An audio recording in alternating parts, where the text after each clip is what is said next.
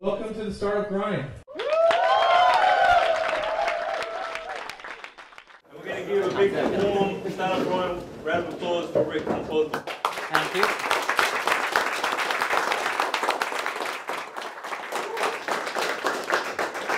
Thank you.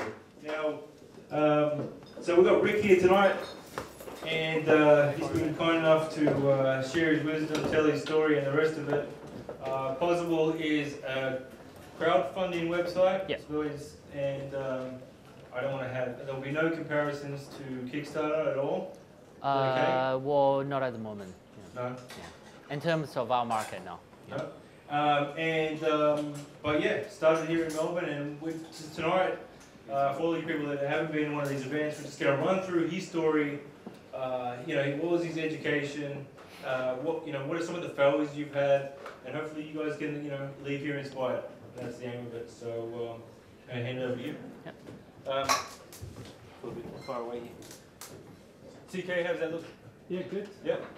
All right. So first of all, Rick, can you go just take us back a bit and what was your education and tell me about some of the first businesses you were involved in. I know entrepreneurs usually have a bit of a history with these stuff. Sure. So I'm Chinese, so I studied engineering, mechanic and electronic engineering back in China for 4 years. And before I realized that wasn't really my thing, so that 4 years pretty much a waste.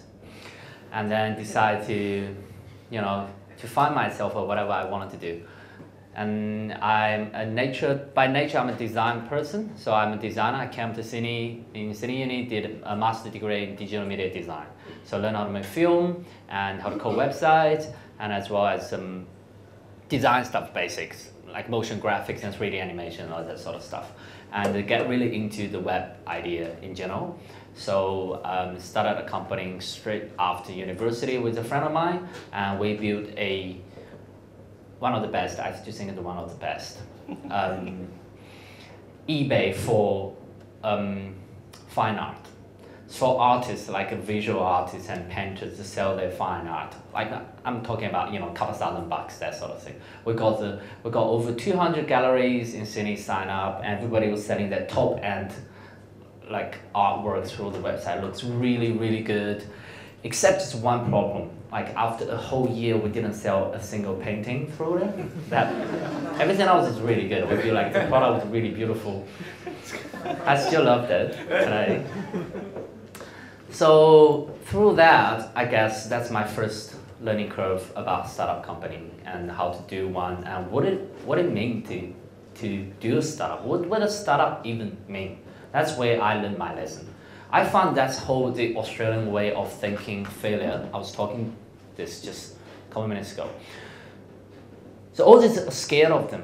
They have this kind of like in China, people do that. Like if they fail, they feel like really bad. They kind of feel like embarrassed at some point. All this has a lot of that, which I don't really understand. You don't learn until you fail. That's absolutely true. I don't think that's the issue. You go to San Francisco, everybody's failed startups. It's not a problem. Everybody's a co-founder. You're gonna meet people, everybody's co-founder of something, that which you never heard of. And everybody's failed on a couple of them. And they're still up there, they're still very strong, they're still doing their things, chase their dream. That's the sort of spirit the startup world needs to kind of grow into. I think it will. It just sort of get there. So the first thing is that don't be afraid of try whatever you wanted to do. Like go and give it a try. What's the worst thing can happen? When I started, I was pretty much fresh out of uni. I got no money, I got nothing. Like I live minimum, I can barely pay my rent. And then my business co-founder told me, what can you lose? Like what can get any worse? Nothing really, If it get really worse, I just go back home and live with my mom, She cooks really well. So back to one of the questions I was talking before, so what is a startup company? Whatever you guys are building, what is the startup? Have you, think about that question? I was talking to a couple of mates just right back there, we mentioned about. So if I go and start up a cafe just right beside your butter factory, is that a startup company? If I start another website looks like 99 Design, let's say. Is that a startup company? So what is the startup company in it? So I heard about 3 ideas just talking right now about what they wanted to do. A lot of them, actually, the idea doesn't really, I would just kill them immediately. When I hear the idea, that's killed, don't even go any further. It's not worth it. The reason for that is you need to get the startup idea right first. Startup doesn't mean a web-based business. That's not a startup. If you start selling coffee online, it's not a startup company. Startup means scalability. That's everything a startup means. So which means, for Pozible, we host 1 crowdfunding campaign on our website. Compared to we host 1 million crowdfunding campaign on our website, it does not necessarily make me work more. That's what's called scalability. If you sell 1 coffee and you sell 10,000 coffee, you literally have to have the whole facility to be able to handle that. That's a failure to start with. That idea is not a startup company. That's why there's no big business pay millions and millions of bucks to buy a coffee shop. That's basically the reason. How much people they can reach. So why is the startup company kind of mostly around online space? The reason is because online you can literally reach a lot of people at the same time. So they give you the opportunity to grow your business really fast. Of course, it has to be scalable to start with. And on top of that, it allows you to scale. A coffee shop right here, how many people they get access to? All the people walking down the street, that's pretty much it. 500 people a day, maybe, at most. That's not scalable. That's got no future to scale. I'm not saying the coffee shop is not good, you know what I mean? But once you build a company like that compared to this startup that we're talking about, it's a totally different world. So think about your idea, whatever you do. 1 and a million things of you do. Does that make you work more necessarily on a kind of scalable level? Like, it doesn't mean that you can't absolutely do any more work. Like, when we host a million campaign, we probably have to have a big team support the campaign or they do that sort of stuff. But the platform itself does not necessarily kind of scale. I guess that's a very important concept to start with. Yep. So, back to this story. So you guys put up the best looking art selling website in the world. You managed to convince all these galleries, that's an effort in itself, right? Getting the supply side. When did you say, this is not working, let's move on to the next one? Or is that site still live somewhere? It's still live, but my business partner lost the domain name because he forgot to renew it. I know, it's shocking, isn't it? It was so shocking, but it's still accessible via the IP address.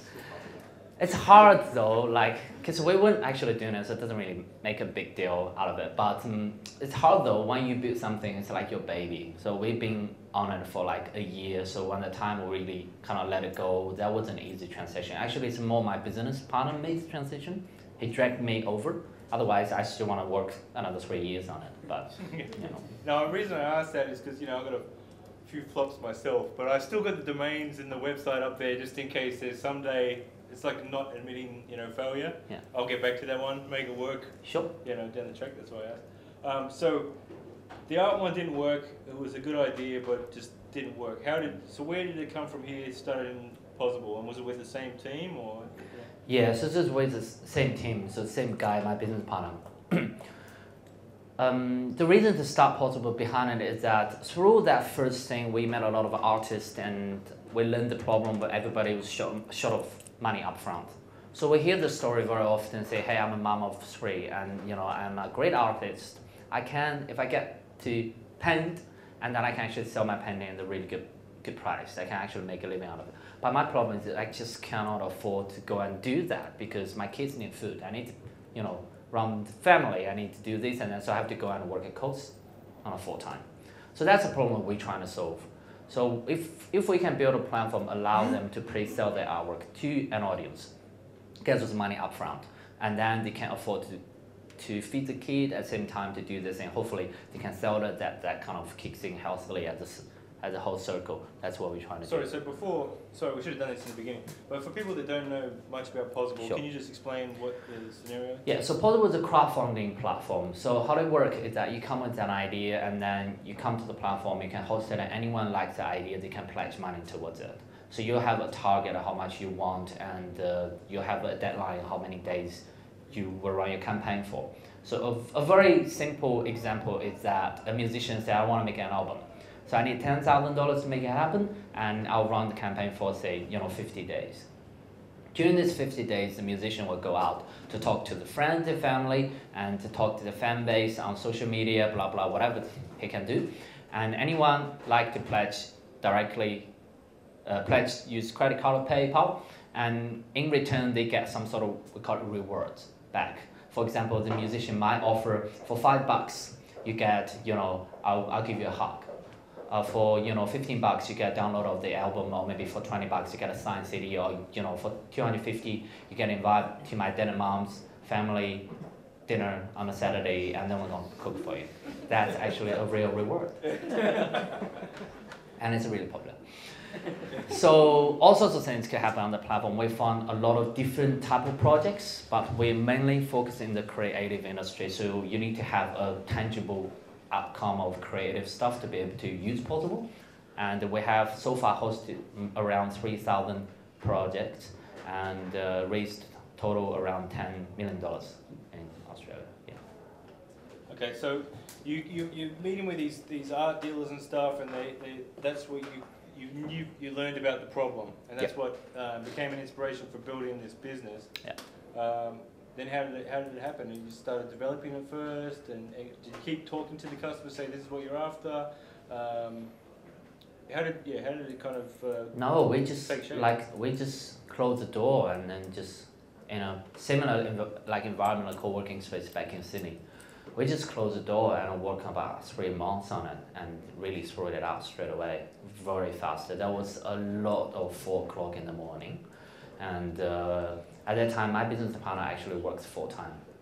So he would come after work with me, and I would go home at 4 o'clock in the morning. He would get up at 8 o'clock and go to work for 4 days and come back again.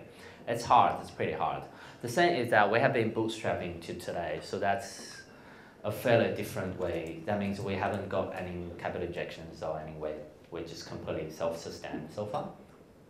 So it's a pretty hard start for us, but it's very, very rewarding. It's extremely rewarding, and that when you go through that stage, it kind of helps you to see a lot on the startup scene, especially around funding. But I guess we'll touch that a bit later. Yeah. So you got the product ready. What was some of the kind of the prep work you did to try and get people to the site, or before that, would you just got one project in mind that like somebody needs to get this funded, or you tried to get about 10, kind of filled the site out? Yeah, well, like we launched with 4 projects straight away. Like there was one of the guys asked me, if he should come and work in an environment like this. I would say yes, this is the future. Come and get connected. This is the community. This is people actually building hardcore stuff. And then you need to connect with them and learn from each other. We started in a co-working space. The first 4 projects we launched with, and which comfortably filled up the front page of the website, are all from the co-working space that we work in. So all the mates. Not like I'm getting them to put a fake thing. They're really doing stuff. So they just use us naturally. So we launched with 4 projects, and from there on, that just general kind of word of mouth marketing and social media a lot. And there was a lot of events. We did a lot of events, and we host a lot of talks and stuff ourselves, and a lot of partnership. Partnership has been working extremely well for us. Can you talk about those events and those partners? Yeah, sure. So we grabbed the niche because crowdfunding is a very new thing. So we spin off on the kind of glow it had on itself. So we pretty much go and say, the initial one we did, like we went to Sydney University, we say, hey, what about you guys host an event as part of your event, and so you can get all the students to come in, and we will actually come and speak about crowdfunding and how people can use that, and we're gonna get guest speakers, but you guys get all the whole, like the event branding or anything that you want. So that was a really success. We had about 200 people turn out. I had people fly from Brisbane down to attend that event. That was quite successful. So we replicate that a lot these days around different major cities. I'm doing 2 in Perth along this end of the month. So that's been working really well for us. And partnership-wise, it's really, for us, it's easy target. So we go around in arts organizations, creative type organizations, even co-working spaces like this. We pretty much say, hey, partner with us, and then we can use your logo, you use our logo, and any of your people wants to use us, do it for free, or give you a huge discount. That's it. Okay, so, but how did you grow your customer base? You said word of mouth and stuff. Was it also like, look, I'm familiar with Kickstarter, probably more so than Pozible, right? Yeah. And I always had an interest to put a Kickstarter project up, but there's this problem that you have to have an American company, or you have to know someone in America that has an American bank account or Amazon payments. Yeah. And that's a big problem. Like if you check out like Kickstarter forums, about how many people internationally was there a lot of that? Like, well, I'm happy to take you, and people were coming from their frustration from being someone outside of the US and not being able to put this stuff on Kickstarter? Yeah, definitely. In general, Kickstarter does not really serve Australia to start with. So that's why we get the market to ourselves. And secondly, for us, is it to be able to secure our home markets and differentiate ourselves away from Kickstarter. For example, we're the only one processing Australian dollars on the website, and we're the one with all the Australian media partners. And then it's if you do a project in Melbourne, it's much higher chance you get onto the Age or Sydney Morning Herald compared to New York Times. So all that sort of thing you need to consider. So that's where we sort of grabbed as a marketing tool to use along that way. And social media is always going to be the start. And at the beginning, I remember we just yelled the hell out of Twitter to say we're building the first Australian crowdfunding platform. That's it. And now we yell everything on it. Like we're looking for partnerships, we're looking for projects, we're looking for people to come join us for a drink, and we're paying for all the drinks. Like we just try to get people to come and have a conversation with us. And that actually works really well. Yep. So you launched this product, you got four projects on there. Yeah. Tell me that feeling, tell me that the conversation you had with your co-founder when one of these things got funded completely, the first project. I remember the moment when we launched the site, my co-founder was having a holiday in Thailand, which is very bizarre. And the moment we launched the site, I just pretty much clicked the button and that was online. Just take off the landing page, and then when you come to the page, you get to the front, and there wasn't really anything. Like my co-workers was like, it was supposed to launch at 12 o'clock at midday. So after about like 12:15, somebody noticed that. So they're live. So everybody's like really cheering. I was like just sitting there by myself, kind of really didn't really realize of the thing. But yeah, it's a great feeling when you see project get funded through. The first project gets funded, I think it's pretty quick.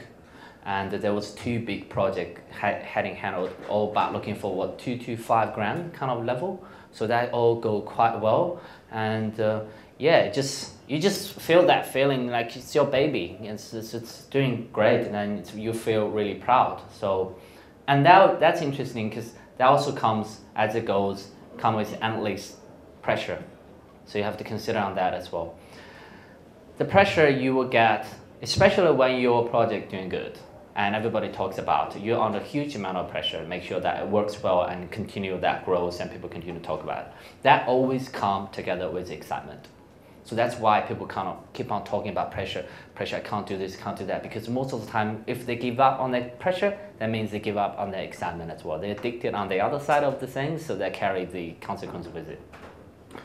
So for us, it's just really been a great ride since today. And at the beginning, it's kind of hard because we don't have the capital to do marketing and stuff, but it started as a side project, so it wasn't a lot of pressure on us. And we kicked our own money in to get it all started. And yeah, it just kind of went pretty smooth. We're lucky at some point, we didn't realize until a later stage. The model itself is very self-pulling. So if I'm doing a campaign on Pozible, I'm gonna go and send that campaign to all of my friends. That's a marketing for us. So we don't face the chicken and egg problem, which not most, a lot of startup companies face. Who come first? Is the seller come first, the user come first? Someone was talking about, linking some sort of service provider. People seeking a particular service. The people on the other side of service provider come and looking for, the matching. Then you face the chicken and egg. So which one do you get first? That's kind of require capital to unlock the market at a lot of stage. So we're lucky. Didn't have that problem. But after the 4 guys that were in the co-working space, yeah, they just start coming from their friends, the projects, or how? Well, we just pretty much go on any event that we can to sort of crash other people's event at the same time to go on and talk about your project. That's really what you do. Like in San Francisco, I was there like a month ago, and there was about 3 guys come and crash at an event, and Mozilla headquarters just talk about their own thing. So it's normal. Just go and do it. It's fine. And then you gauge demand on that, sort of talk to people, and then if they show interest, you collect their email address, all that sort of thing. And then it just gradually start to pick it up. Yeah. Right, so it's all pretty much organic. Yeah, very organic, yeah. So when did it come to a point where you're like, we're making a bit of money, but we can't handle all this work? Like, when did you hire your first employee? And we use a lot of interns. So you should use interns as well. When you start full-time working, they're free, and and they normally, you'd be surprised. Like when we were using interns, our co-working space is also using interns, and they use interns to wash their toilet, and our interns get real work. I mean, they're like super happy. I mean, right, well, we actually have some people that supply interns here tonight. Yeah. Right. Awesome. Yeah. That's great. Free interns. That's great because you really especially work for a small company like us. Like you directly sit beside me and you see everything I do. Like from the, although it's small, but everything it needs to be there. The finance need to be there, business plan need to be there. The marketing strategy need to be there, the partnership needs to be there, everything to be there. So you do learn a lot from the beginning. I give you the power, to go and start your own. So it's a great thing. Yeah. So we use a lot of that, and one of the interns, she works really well. It's a graduate student from MIT. We took her on board as first employee when she's done with her intern. Yeah. And this was all still Sydney co-working space? No, this is after I moved to Melbourne. So I moved to Melbourne about a year after. And you set up an office just with the 2 of you? Yes. So my business partner stays in Sydney, and I come and set up office in Melbourne because we're getting a lot of traction locally here. So it's easy for us to split and do different marketing physically, meetings and stuff. Okay, and so business is going well. You said that you haven't taken any funding. So I know that a lot of guys here, go ahead. Sorry. Sorry, quick question. So sure. You were in Sydney. Were you funded by others? You started. I might have missed that. You were bootstrapped. Were you funded by other people? We're bootstrapped. Completely. Yeah. Right. Thank you. So did it ever get to a point where you were looking at funding and stuff, or what's the advantages? We had this conversation beforehand about if people seem to think that getting venture capital is the way to go, but they don't realize you're giving away your business. The more you give away, the less you can kind of run your own company. Yeah. Can you talk a little bit about So it's really, I think, we are looking for capital. We did look at some point. But then the story comes to a very bottom end is that, it's, what do you need the money for? That's the first thing. And you building a business is not for the purpose of raising capital. You're having those capital with you. It's not something easy on a daily basis to deal with if you don't know what you're doing, because the investor will expect you to grow the business, return there 5 times at least. So you need to know what you're doing. I have a lot of stories and our fellow startup mates and get a big capital injection and struggle to handle that. At the end of the day, pretty much him full-time, the founder, only one founder of the company, his full-time is dealing with his investors. How awful is that? I mean, really depending on how you want to use it, and is that really necessary? Raising capital is not something it's not a victory, let's make it that way. I built Pozible and we have 20 projects, we had a big celebration. That's worth it. But we raised the 250K, if that does happen, that doesn't worth to celebrate at that stage just yet, unless you really know what you do. So have a good plan. if you don't really have a good plan, the chances are investor probably not be interested in investing in you to start with. But then have a good plan and think about why do you need the capital? Because you're giving up your company and you have less control of it. Especially at the early stage startup kind of phases. You wanted to maintain as much control as possible because investors' direction and their vision, their mission is different from you. They only just want to capitalize on it as quick as possible so they can put that capital away and make money. But that does not necessarily mean or benefit your company. Although a lot of stage, it's the same. It's a win-win. But a lot of stages, they will screw you over in a very ugly way. And then, yeah, it does happen a lot. I mean, so I guess my advice on capital is really, don't do it unless you really know what you're doing. Yeah, and you could spend in Australia, which is extremely, there's no capital around to start with. Unless you do really early stage, you give 30% of your company, that sort of thing, which is totally not worth it. And you could spend up to 6 to 8 months to talk to investors and keep them up to date and for a final marriage of couple hundred thousands. It's like if in the US, if you think about doing it in the US, it'll be a totally different story. Like it's overflowed with capital at some stage. And that's it's very easy for you to negotiate if you have good projects, but still have to be good to start with. It's easy for you to negotiate with them to get a good offer from investor. And if you wanted to squeeze in on the short period of time, it's relatively easy. But in Australia, Well, that's it. Most of our most success stories go overseas. Sorry, yeah, that's really sad. I'm pretty big and local. Like I'm really local supporter, but the industry needs a bit more, things to grow. That's why we need this. That's why we need to share our information to encourage our own market to grow. Because you look at the big success stories, everybody's in San Francisco. I mean, yeah. So does that mean for you, the business? Pozible is like, even though it's attractive to maybe look at capital and go, all right, we're going to launch here in South America and we're going to tackle Japan after that. So is it just the plan for Pozible is just we're going to take it at our own pace, do it ourselves, and kind of slow and steady for Yeah, the original plan is to secure the Australian market, which we actually did quite well. So the future plan, we wanted to expand to fields that we currently, like beyond creative type of projects, to allow to use. For example, we just launched the private crowdfunding campaign function, which is the first in the world, like two weeks ago. So you can actually run a campaign, but you can actually control who says that, who doesn't say that, and you can use, that sort of things where we looking to innovate the model a bit more, so we can break into overseas market, and also at the same time sort of broaden our audience base to allow the likes of social enterprises, non-for-profit sector to use us. Yeah. Right, and so I mean, it must be amazing to you because I know you're like one of the early people involved in crowdfunding sites. To see how many there is now. Yeah. I mean, I just seen I think it was Y Combinator backed whatever. There's that crowdfunding T-shirt one, right? Yeah. Just people that put their T-shirt designs up that want to get it funded. So what do you think about all these copycats and the future of crowdfunding? I think if that's your passion, that you should just go and do it. If you think it's a good idea, give it a try. You never got anything to lose.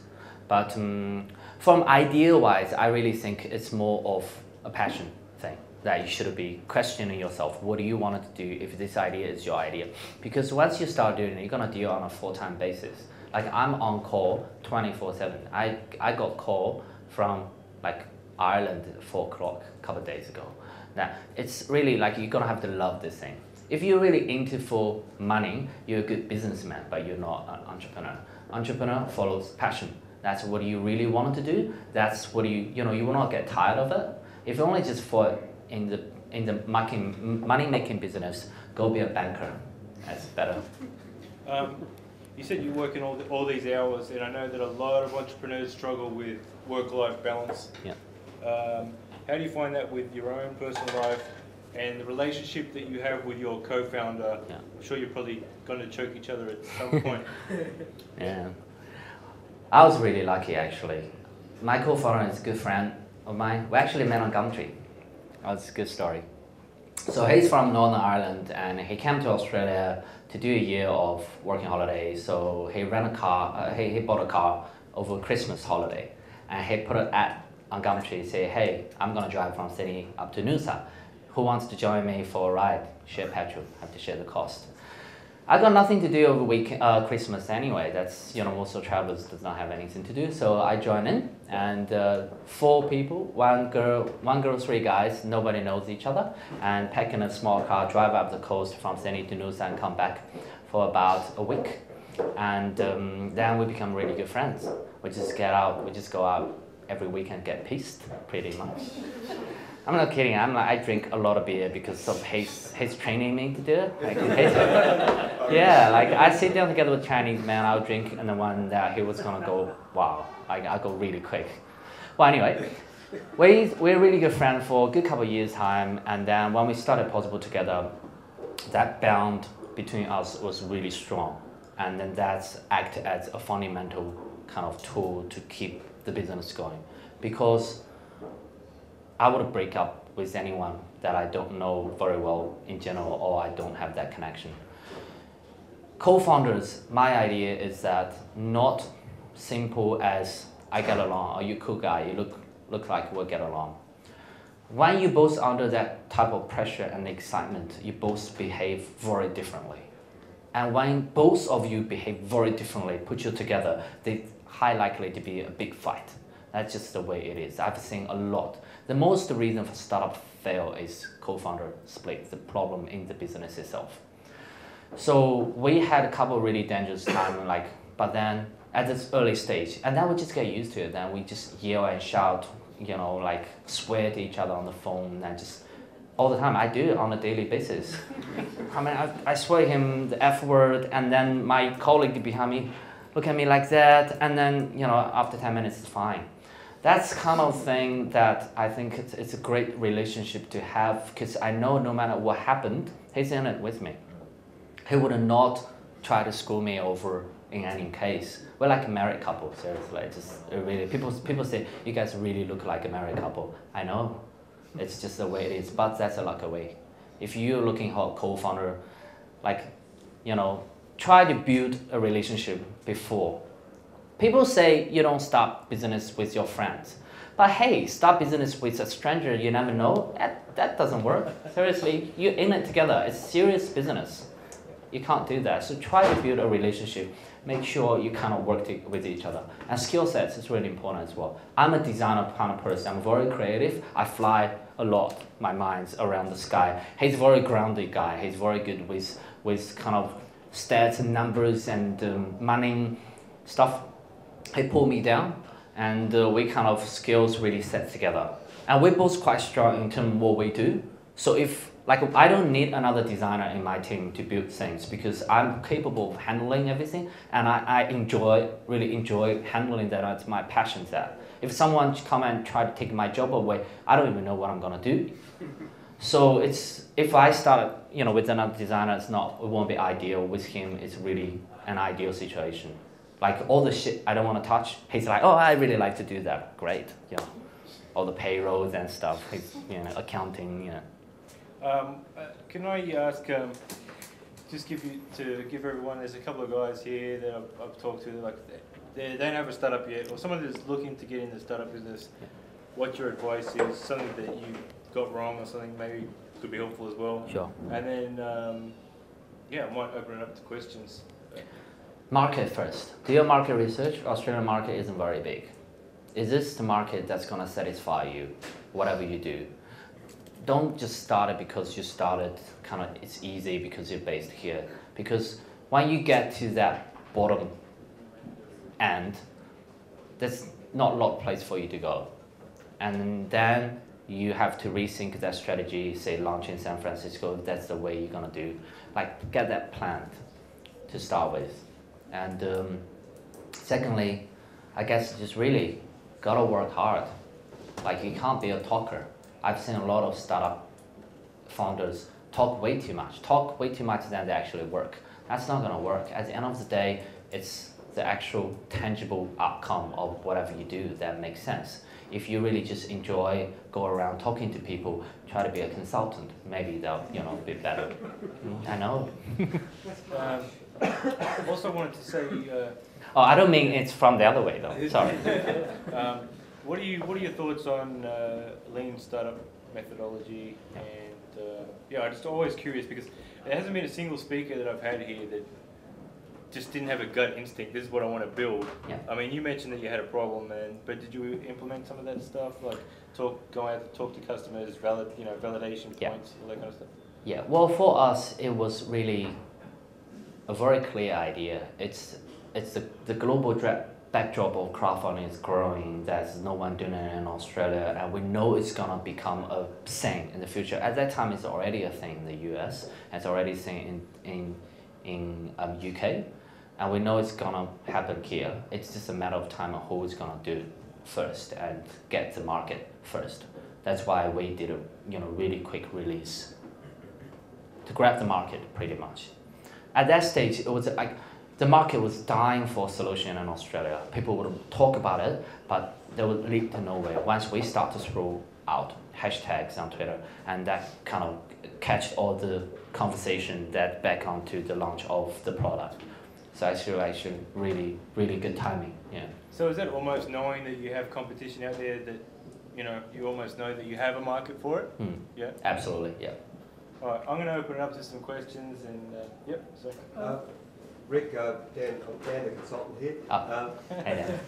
You're obviously you talk about the money as being less relevant, less important, but I'm interested when you talk about the stories or the journey with your co-founders. But I'm actually more interested in the stories, perhaps two of them, about the campaigns where you've touched or you've made the most difference, because ultimately we're all in startups to contribute to make a difference to change. Yeah. So I'm interested in those one or two real stories where you actually made a significant difference as a result of starting. In terms of like The project. possible campaigns on the campaigns, side. yeah. Okay, what sort of thing that will make a difference Yeah. for them? So have you got two that stand out, or one that stands out, that you really made a difference in someone's life?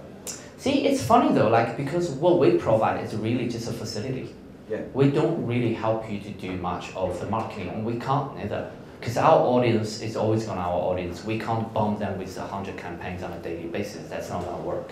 So we provide the facility. How you use this is really the way, like we get surprised all the time. Like a good example, Melbourne based, 3 guys show up in our office, say, hey, we want to go and rent an abandoned warehouse and put real people in it as zombies to make up, and then we're gonna build a laser tag gun and you can use to go and shoot the zombies. You play this real life zombie shooting game. When I hear that, I was like, oh, really? Would you do it? 750 for a team of 6, about an hour. I wouldn't do it. I really wouldn't do it. I think that awkward. I can't think it's really awkward. But anyway, they asked for $10,000 on the platform. And then that was reached a couple hours really quick. And then before they get off the campaign, there was 275,000 sitting there waiting for them. It was shocking for us. They have to keep on telling us, can you guys pull us off your front page, because they really popular to keep on bumping up. Put us off because we can't handle this, it's too much. But that sort of stories, it's what I see as something that, really warms me inside, because that's the thing I don't understand. You know what I mean? Like there's a big zombie community out there that, I'm not connected with personally.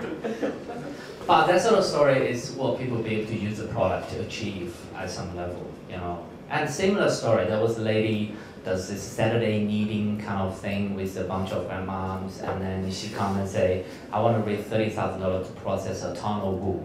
And we're like, oh, there's no way she's gonna do that.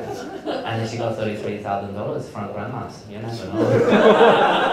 So what's a project that you've been excited about seeing that get funded? Like something that was like a social change, something that was good. Yeah. And another one is what's the most funding you've seen go through? Social changes wise, we have a lot of social enterprise users. One of the Melbourne one is at Melbourne Central. When you come out of the escalators, there's a cafe called Street Cafe right behind it with a little card. So they are a social enterprise. Their core business is to train homeless people to go through their training program and work there. And after they graduate, they're packed with coffee making skills, so hopefully they can go and find a job, so get them out of the street. So that business is going. They used us to raise $40,000 to build a new cafe in Melbourne Central. Actually, just launched not long ago. So that was really a huge kind of support based, and that was very heartwarming. Also, they get Melbourne Central to say, I really like what you guys do. I'll give you the site and I'll match you $1 for $1 up to $40,000. So actually gets 80 out of the whole campaign. So that was a big success for us. Yeah. And the most funny? Most funny, the zombie one. Yeah, yeah. And what does it take to get? Anything with zombie get funny. What does it take to get to the homepage? Pozible? It's how much money you get paid a couple of days for the last couple of days and how many visits you have. So never curated? It's just No basically... way. You don't do advertising, we don't do advertising, we don't curate. Like startup rule number one, actually number one is not that, but rule number two is that advertising does not count as revenue. You can't build a company says my revenue model is advertising, because advertising it's got nothing to do with you. It's only the traffic. It's got nothing to do with the particular website you're doing. You can go, if someone else comes along, you can just jump off. That doesn't count. And rule number one is that you should always be embarrassed by your first product launch. If you're not embarrassed, you're way too late. You need to throw it out quick enough, and it never stop fixing it.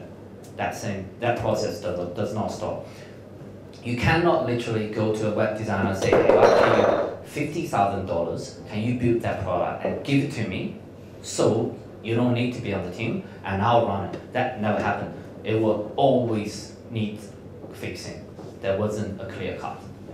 And look, this kind of came about from this morning. I was at Tech Connect. I think there's a few other things.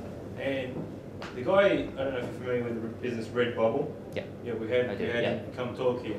And he was saying, so he sells, artists' gear on iPhone cases and T-shirts and stuff. Yeah. And he said, like, he was late to the event because he was dealing with media, because within a couple of hours, a couple of guys put T-shirts up about the Boston bombings. And he's like, I don't know whether it was a good saying or a bad saying, like we support Boston or whatever.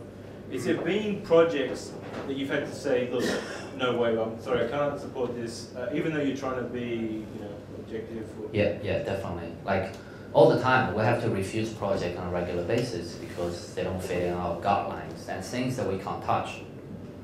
Basically, when we say we can't do charity fundraising, we don't do it. The reason we don't do it is because there's a lot of platforms do it, you just go them and don't come to us. But there's charities try to use us, so it's always a no. Like people try to do very sharp political campaigns on us. People say, oh, we will raise money to buy off all the advertising space in Melbourne Central. And then we wanted to do political campaign, like we can't really do that because, we need to stay neutral. So that sort of things get refused all the time, yeah. But obviously you're talking about how you're constantly developing your service. Yes. And I guess it's a growing industry and there's a mounting competition. So my question is, do you have like a methodology or a strategy to sort of always have a competitive advantage as well as have a sustainable future for your business? Yeah. Nothing can be stable. Innovation is a key. Whoever is on top of innovation, that applies to small company like Pozible, that apply to big company like Apple. Stay on top of innovation is the best thing you can do. Try to grab the next big thing. Like we trying to work out ass off to think, what does crowdfunding look like in 5 years' time? We need to get there before anyone else get. So that's, I can, guess is one of the top thing. And don't worry about, test the market. And these days really good, I find extremely, kind of efficient is that ask your users, engaging with them, and that's always a good way to build community as well. So before we throw out the private crowdfunding campaign, I actually ask people on Facebook. I say, hey, we think about building a private crowdfunding campaign. What do you guys think? I did a poll. Good idea or bad idea? That wasn't a lot of answer, but 80% was a good idea, and we're just going to build it. That's it. And see how we go. So throw it out. fix it really quick. If it doesn't work, get rid of it. Think about Google. How many products they launched and never heard of? But they still keep on launching product. If you sit there, don't do anything, you just wait for someone to, take over you. What is the future for Pozible? Future, I guess, is really expanding different categories. And we are about to announce this, we are doing a partnership with one of the major universities in Australia to bring crowdfunding to university research and also potentially non-for-profit sector and social enterprises. So, and also any exciting thing that we can think of. I'm thinking about allow resource implementing, but maybe. Yeah, you have a lot of exposure in the media. Is that intentional or accidental? Is that make a significant difference in your business turning point? Great question, actually. Completely accidental. You can spend a lot of time trying to tackle a Sydney Morning Herald article, and high likely what it brings you is not even a spark on your Google Analytics. That's just the way it works. One weekend, we were on 5 major Australian news channels. It was like 2 major newspapers. There was the Australian Sydney Morning Herald, All the Age, and that was on the project on TV. That was all this thing. It wasn't even a spark on our weekend. Shocking, I know. It's really, really bad. So why do you spend time to chase those stuff? The traditional media with our world, it just doesn't really. It's great to have them, if you can. And most of the time, our project brings them in to us. So, my advice is don't spend a huge amount of time unless you really know what you're doing. Like you're targeting a very specific kind of audience. They go and read newspaper and also they remember the URL, go to check on the, it doesn't work. Hi. So if you've got a single front page with everything that's popular, that isn't necessarily going to be what's best suited for everybody. There's lots of different cultures, lots of different interests. Yeah. So have you considered maybe pulling in a user's friends and social information and then providing a more unique front page based on who they are? Yeah, well, customized to a certain extent, definitely. We if you link to Facebook, you see the project start changing, that your friends associated project comes up first and all that sort of thing. But we don't want it to be we won't build anything like you can follow your friends or that sort of thing. I think the startup trend at the moment is they really do one thing, absolutely just one thing, and they do it really well instead of doing a million things. Think about Instagram. Think about this new kind of Uber, let's say, doing really well in San Francisco. And then compare that to Yahoo, and you know what I mean. Just one thing. Don't try to spread yourself wings too much, because at the same time, when you get really broad, you lose your niche as well. You lose your speciality. Okay. How did you come up with the name? Oh, that was an awful story, actually. We used to be called Fundbreak, Fundbreak. I really love that name. We spent a day on it, 2 whiteboards. But we launched with Fundbreak, go for a couple of months, going really well, and then I didn't even register that as a business name. And then I took it to the government, and they said, fund, this word is misleading because it's finance oriented. You can only use that as a business name if you hold a financial service license. And then we're forced to change the name, which is very stupid, but it's a great lesson. So go and register your business name first. It's not easy to make sure that .com is not registered to start with. .com.au, you also have to think about .com, .co.nz, .co.uk, this kind of major big ones, they're all not registered, and you have to grab them at the same time. Sometimes I see startup companies with a .com.au, and then if you take the AU away, and they go to someone else, that you don't own that .com domain. Why do you want to do that? Because 50% of people default .com, just go straight. So you need them, yeah. How to come out with the name again, sorry. I just made it up because everything's taken. Now that was it. Yeah, I didn't make it up. People don't like change name though. Like we halfway changed our name when we announced it in Twitter. Oh, that was bad. People just come and say, oh, I really hate the name. I like Fun Break. Why do you guys change? There was someone say it sounds like something come from the pharmacy. It was feels so bad. Just getting back to what it seems to be a common thread with Twitter and with social media, and Yep. we just say that, and you talk about traditional media and how that didn't really even spike or change anything with people getting to your site. Yep. I'm taking it from that. The takeaway from that would be social media is really the way to go as far as promoting your business. Yeah, absolutely. 45% of our traffic come from Facebook and Twitter alone. Got a few tips on that? Facebook and Twitter, just the normal one. It's all about building community. It's not about like having a presence. It's about the community you build. Like we invest not a lot of money. We don't have a big money to invest, but we spend a lot of money to build our community. We get our hardcore users coming to celebrate anything we can think about. We pay for their drinks, we take them out for dinner, all that sort of thing. These people, especially target those people who have a good social media presence. And they're gonna talk about you. So that's influence. Absolutely. Like we have a really strong community of those hardcore Twitter people. They talk about everything on Twitter. And then they were like really hardcore with us. There was one day that someone that's very locally oriented business doing a crowdfunding campaign choose a US crowdfunding platform. We can't do anything. I was really pissed off. I actually know that founder fairly well. And so I was like, why do you guys do that? And then we didn't do anything. Our community bumped their Twitter account. Pretty much just say, hey, give me a reason why you're not using local Australian services. Just one reason. And they go really hash on it. Great, that's awesome for us. That's why we take them out for dinner. Loyalty. Absolutely. Take one more question. I want to ask you about scalability. I remember when Jetstar first launched, and the moment they had their $20 tickets, Yeah. the website crashed, and literally the nation can't get into the site. How do you actually forecast your traffic so that you don't pay the most expensive plan on the planet? Oh, well. But we did have that problem though, like growing pain that for us is really, like, I guess cloud hosting is definitely the way to go. So it's just more scalable.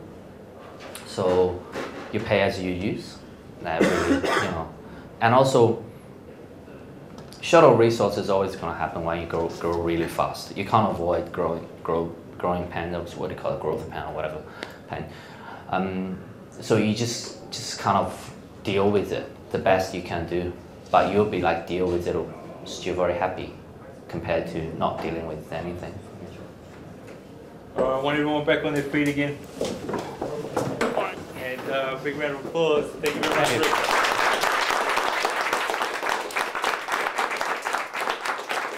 Welcome to the Startup Grind.